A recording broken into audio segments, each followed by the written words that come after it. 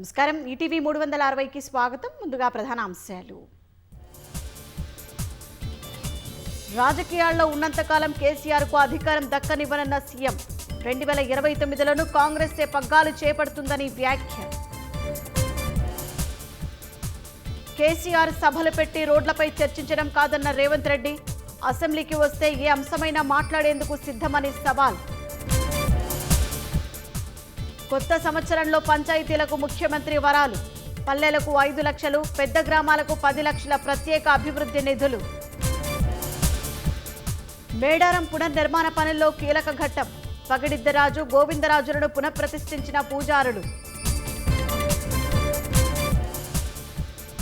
Baahubali rocket LVM-3 M6 ప్రయోగం విజయవంతం. America BlueBird black 2 శాటిలైట్ను నిర్దేశిత కక్షకు చేర్చిన ఇస్రో.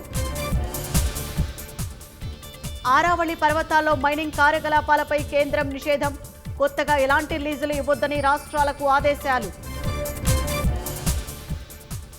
2 దశాబ్దాల తర్వాత ఒక్కటైన ఠాక్రే సోదరులు.